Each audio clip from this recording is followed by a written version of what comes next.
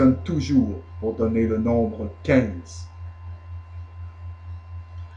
Le rectangle bleu, plutôt sombre, qui occupe la majeure partie de la couche intermédiaire de la peinture murale, la face supérieure qui passe par le milieu exact de la petite sphère coupée en deux, représente l'autel.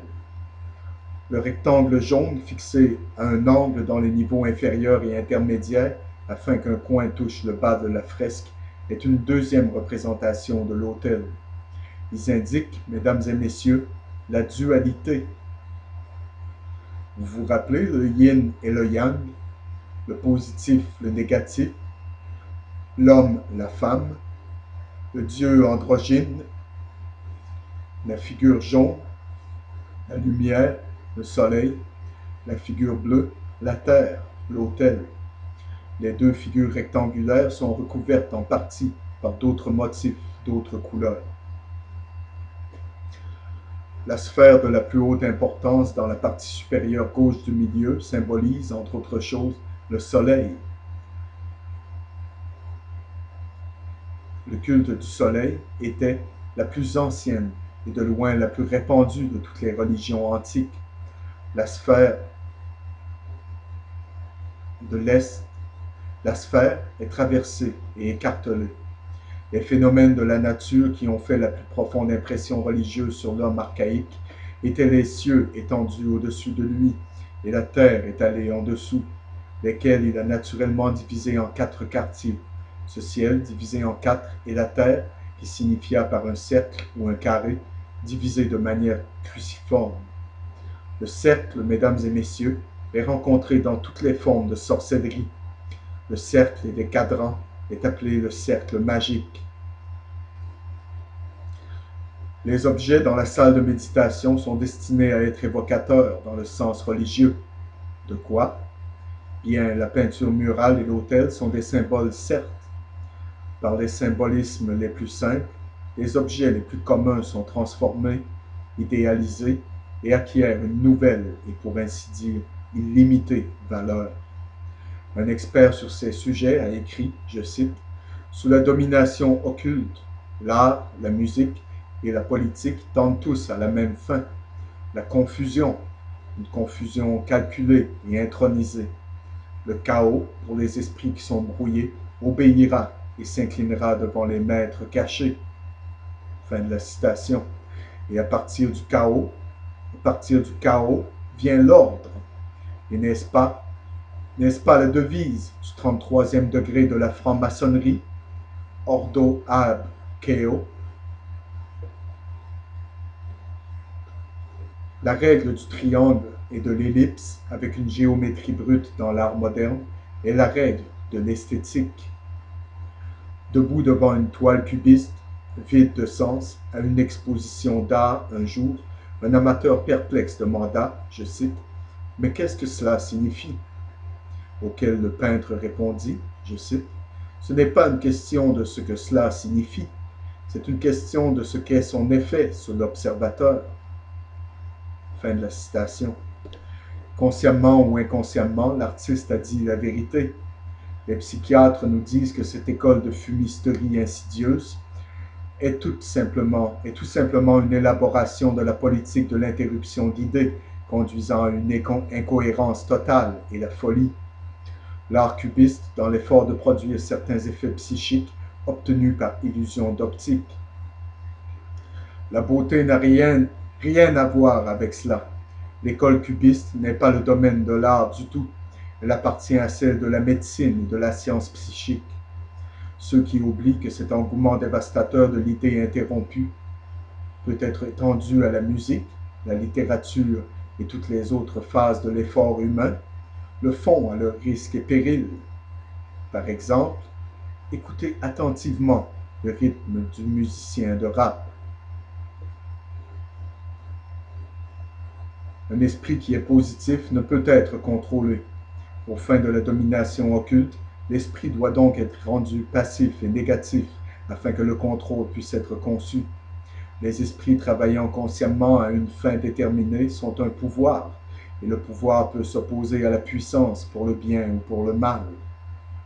Le schéma de la domination du monde pourrait être condamné par la connaissance de ce seul principe, mais comme il est malheureusement reconnu, il reste incontesté. Une caractéristique frappante de la peinture murale est le demi-croissant blanc sur son cadran supérieur droit.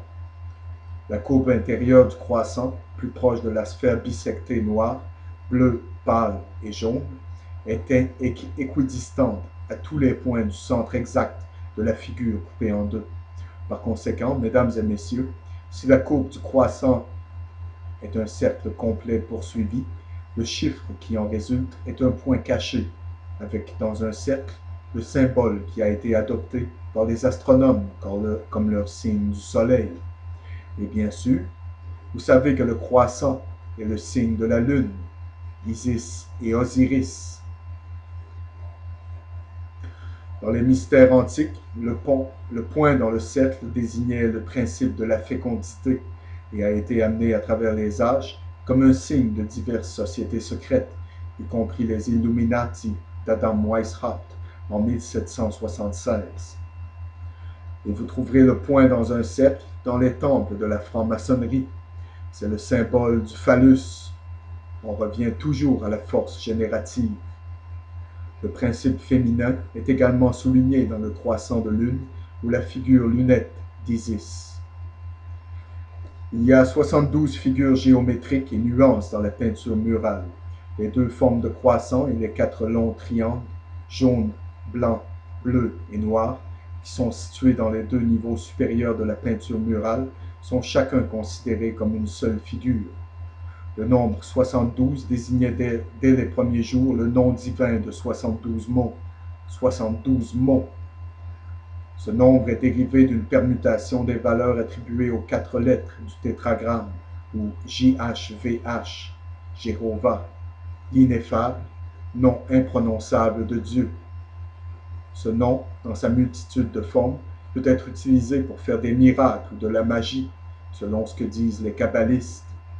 Cela est dérivé de l'Exode, chapitre 14, versets 19, 20 et 21, qui sont constitués chacun de 72 lettres. Maintenant, si ces 3 versets étaient écrits à la longueur superposée, d'abord de droite à gauche, le deuxième de gauche à droite, et le troisième de droite à gauche, ou comme les Grecs diraient en boustrophédon, ils donneront 72 colonnes de 3 lettres chacune. Ensuite, chaque colonne sera un mot de 3 lettres, et comme il y a 72 colonnes, il y aura 72 mots de 3 lettres, dont chacun seront les 72 noms de la divinité évoqués dans le texte, et ceux-ci sont appelés Shemam Foresh. 72 est aussi le nombre des quinaries, ou des ensembles de 5 degrés, dans les 360 degrés du zodiaque. Le nombre de triangles dans la peinture murale est difficile à compter. Il y a 22 triangles, isocèles, équilatérales, scalènes, rectangles. Il y a aussi 22 lettres numérotées dans l'ancien alphabet hébreu, avec des valeurs d'1 à 400. Le triangle est un ancien emblème de la divinité. Il est aussi le signe de l'élément femelle. Toutefois, si le sommet du triangle est pointé vers le bas, il devient l'élément mâle, donc inversé. Il peut également représenter Lucifer, surtout s'il est de couleur noire. La figure sphérique, ou la figure en spirale entrelacée avec la ligne diagonale le long de la murale, symbolise le caducée d'Hermès, ou Mercure, qui est mythologiquement représenté comme 2 serpents s'enroulant autour de la baguette ailée de Mercure. 9 arcs sont formés par les intersections de la ligne en spirale avec la diagonale. La 9e lettre hébraïque, Tet, avec la valeur de 9, possède la signification du serpent. Le nombre de la bête de l'Apocalypse est 666, ce qui est kabbalistiquement 9, le nombre de la génération. Les serpents jumeaux du caducée sont négatifs et positifs, représentant la polarité et s'enroulant autour de la colonne vertébrale. Ils sont la Kundalini, ou la force sexuelle. Dans The Encircled Serpent, Le chapitre sur le caducée contient des références à la page 72, à l'ancienne utilisation du symbole sans aile, comme on le voit dans la peinture murale. Le caducée est aussi le symbole de la paix, le terme de propagande associé aux Nations Unies.